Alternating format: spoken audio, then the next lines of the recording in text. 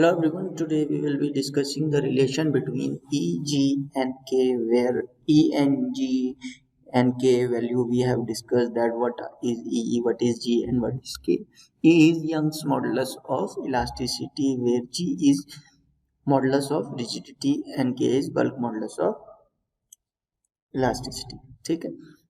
So जब हम relation पढ़ रहे हैं इनके बीच में, so let us take a body that is we have taken a cube, a body that has been kept on a surface here. ठीक है. अब ये जो इसका सरफेस पॉइंट है दैट इज फिक्स. ठीक है.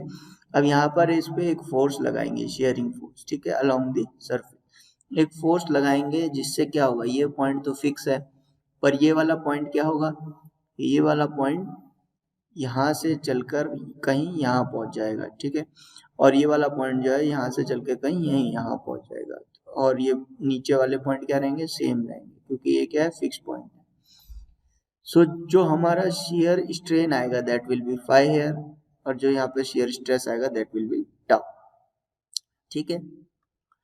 तो इस तरह से हम इसकी कैलकुलेशन करेंगे. तो पहले हमने अज्यूम किया लेट एम एस टी, ये क्या है, यहाँ पर L, this is M, this is S, this is T.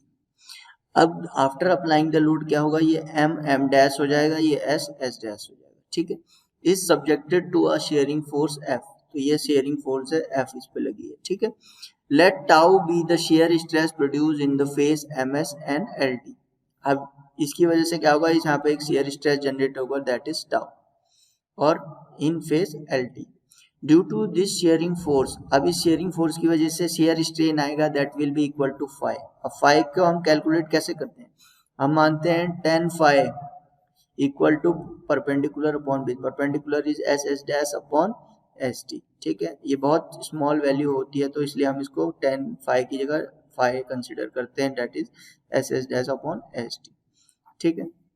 इस तरह से यहाँ पे कंसिडर किया. बट एक और वैल्यू हमें पता है that is modulus of rigidity की, that it is shear stress upon the shear strain. यहाँ से शेयर स्ट्रेन की वैल्यू क्या आ जाएगी, फाई की अगर हम वैल्यू कैलकुलेट करें that will be tau upon G. अब आपके पास दो इक्वेशन है कि फाई को हम ये भी बोल सकते हैं और फाई को हम ये भी बोल सकते हैं. ठीक है. अब हमें करना क्या है कि ओरिजिनली जो हमारा डायगोनल था दैट इज एल एस. ठीक है. अब एक्चुअल में क्या हुआ, लोड लगने के बाद ये डायगोनल चेंज हो गया, that is L S dash हो गया. ठीक है. अब हम इस एल डैश पे एक परपेंडिकुलर ड्रॉ करेंगे एस से. ठीक है. तो दिस इज एन, ये हमने एक परपेंडिकुलर ड्रॉ कर दिया. सो एक्चुअल में है क्या, जो ये इसका ये कॉर्नर पॉइंट है, ये जो स्ट्रेन होता है दैट इज वेरी स्मॉल. तो हम इसको क्या मानते हैं, एंगल कॉर्नर पे कितना होता है, दैट इज 90 डिग्री. तो 90 डिग्री का हम इसको हाफ मान लेते हैं, दैट इज 45 डिग्री. ठीक है. अब ये इतना ज़्यादा स्ट्रेन भी नहीं है कि इसकी एंगल चेंज हो जाए, बहुत ही कम वैल्यू होती है, तो इसलिए हम इसे 90 ही अज्यूम करते हैं. तो ये कैलकुलेशन हम हाफ, ये कितना हो जाएगा 45 डिग्री. ठीक है. अब जब ये वैल्यूज आपको पता लगी तो हमारा जो डायगोनल स्ट्रेन होगा, डायगोनल स्ट्रेन कितना होगा, अब मैंने क्या किया, एस से परपेंडिकुलर ड्रॉ कर दिया एल एस एस पे. ठीक है. सो एल एस की जितनी वैल्यू होगी उतनी एल एन की होगी, जितनी लेंथ इसकी है उतनी इतनी होगी, क्योंकि ये चेंज इन लेंथ कितना होगा, एस डैश एन बोल सकते हैं इसको. ठीक है. तो diagonal strain will be N S dash, that is change in length upon original length is L N. अब एल एन को आप एल एस के बराबर भी लिख सकते हो. तो ये तो आपका एक इक्वेशन हो गया ऑफ डायगोनल स्ट्रेन. ठीक है. अब यहाँ पे से मैंने कॉस का फॉर्मूला लगा दिया है, ट्रिग्नोमेट्री यूज की है थोड़ी, that is cos 45 is base upon hypotenuse. अब के इसके लिए बेस कितना है, एन एस डैश, और हाइपोटेन्यूस है एस एस डैश. सो यहाँ से जो टर्म आ जाएगी that will be N S dash की वैल्यू आ जाएगी S S dash into cos 45, cos 45 1/√2. तो ये हो गया आपका S S dash upon √2. N S dash की वैल्यू आ गई आपके पास. अब हमें एक चीज ये करनी है कि जब स्ट्रेन इतना ज्यादा नहीं है तो हमने क्या किया, जो एंगल है L S T is assume to be equal to angle L S T, ये एस डैश है, angle L S dash T is assume to be equal to. अब जो ये एंगल है जो तो हमारा एंगल बन रहा था from L S T that will be equal to L S dash T. ठीक है, यहाँ से जो ये एंगल बनेगा ये वाला और ये वाला एंगल, ये दोनों इक्वल है। ठीक है, क्योंकि ये स्ट्रेन बहुत ज़्यादा नहीं है, क्योंकि स्ट्रेन इज वेरी स्मॉल। तो ये जब हमको पता लग गया तो हमने क्या किया, जो एल एस की वैल्यू है, एल एस की वैल्यू कैसे निकालेंगे, एल एस की वैल्यू कैसे निकालेंगे, हम यहाँ पे फॉर्मूला लगाते हैं cos 45,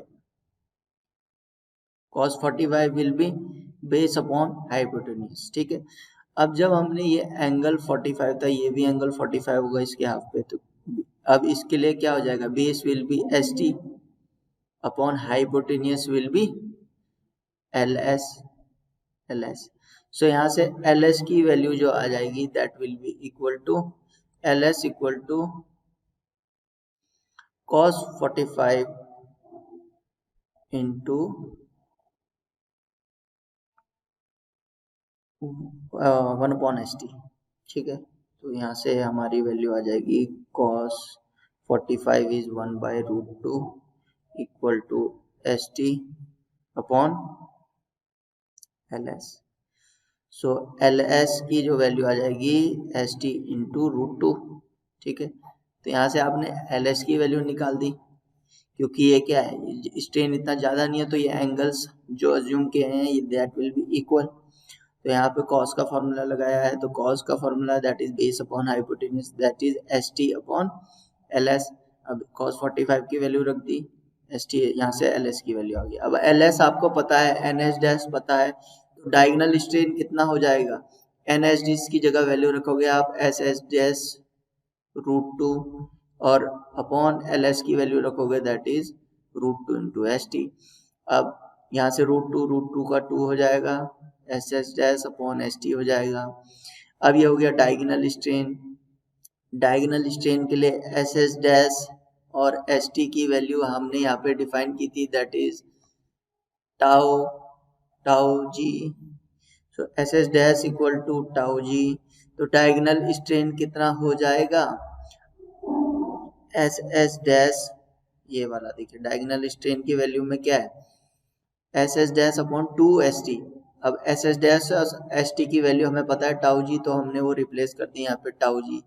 ठीक है, तो अब होता क्या है, जब हम ये ब्लॉक पे बात कर रहे हैं, तो जब हम डायगोनल की बात कर रहे हैं, तो डायगोनल पे जब हम यहाँ पे शेयर लगेगा, तो यहाँ पे क्या होगा, दो स्ट्रेसेज, एक नॉर्मल स्ट्रेस और एक शेयर स्ट्रेस। ठीक है, ये हम आगे जाके डिस्कस करेंगे नेक्स्ट यूनिट में कैसे जनरेट होता है। ठीक है, सिग्मा एन, इसको हम ये भी लिख सकते हैं सिग्मा एन अपॉन 2G। तो ये आपका फॉर्मूला आ गया। सो नेट स्ट्रेन कितना होगा जो उस डायगोनल में, नेट स्ट्रेन हम किसके रिस्पेक्ट में निकालेंगे, अब इस पे क्या होगा, एक नॉर्मल स्ट्रेस है, उसकी वजह से क्या होगा, sigma N upon E plus mu, अगले डायरेक्शन में भी सेम होगा that will be sigma N upon E. ठीक है, तो ये आ गया net strain in diagonal LS। ठीक है, यहाँ से सिग्मा एन जो है आपकी वैल्यू आ जाएगी that is sigma N upon E, common आ जाएगा, अंदर बचेगा आपका वी, सिग्मा एन कॉमन आ जाएगा 1 प्लस म्यू। ठीक है, अब ये आपका आ गया है डायगोनल LS में नेट स्ट्रेन, तो ये that will be equal to diagonal strain that is sigma N upon 2G। ठीक है, सिग्मा एन कैंसिल, फॉर्मूला बना E equal to 2G 1 plus mu. So that is the relation between E and G। तो ये कभी भी आपको E की value given है और G निकालना है, तो आप इस फॉर्मूले को यूज कर सकते हो जहाँ पे आपको पॉइजन रेशियो मालूम। Next relation is between E and K। ठीक है, so let us see that if the solid cube in a figure is subjected to a sigma and normal stress, compressive stress on all the faces, सारे faces पे compressive stress लगा है, so the direct strain in each axis will be sigma n upon E। ठीक है। Strain कितना हो जाएगा, stress upon Young's modulus compressive, and lateral strain कितना हो जाएगा, in that axis will be sigma mu into sigma N upon E tensile. Net compressive strain in each axis will be, net strain कितना हो जाएगा, एक tensile है और एक कंप्रेसिव है, तो नेट अगर एक एक्सेस की बात करें तो पहला कंप्रेसिव, फिर दूसरी में दूसरा उसमें कितना टेंसाइल आ जाएगा, सिग्मा एन म्यू, ये 1/m मतलब mu, that is equal to mu, ठीक है। सो यहाँ से आपकी वैल्यू आ जाएगी sigma N upon E common आ जाएगा, ब्रैकेट में आएगा 1 माइनस 2/m, ठीक है। तो volumetric strain will B 3 times the linear strain, ठीक है। ये एक एक्सेस का है तो तीनों एक्सेस में कितना होगा 3 टाइम्स, ठीक है। 3 times is equal to sigma n into this, तो volumetric strain will be normal stress upon the bulk modulus, तो ये EV की वैल्यू जो आ गई that is sigma N upon E, sigma N upon K is equal to net कितना है volumetric strain that is 3 sigma n E into this, यहाँ से सिग्मा एन कैंसिल आउट हो जाएगा, तो आपका रिलेशन बचेगा that will be E equal to 3K bracket 1 minus 2 mu, ठीक है। So this is the relation between E and K. So from this equation you can derive the relation of EG and K and E. ये एक equation ये है आपके पास और एक equation ये हमने डिराइव किया है, दोनों का यूज करेंगे और इसमें आपका वैल्यू आ जाएगी, एक रिलेशन आ जाएगा that E equal to 9GK upon 3K plus G, तो ये रिलेशन आप यूज कर सकते हैं। यहाँ पे C लिखा है, C is equal to G, इसको डिनोट कर सकते हैं G से भी, ठीक है। That is modulus of rigidity. So इस तरह से आप रिलेट कर सकते हैं यंग्स मॉडुलस, बल्क मॉडुलस और modulus of rigidity. Okay, so that's it for today, thank you very much.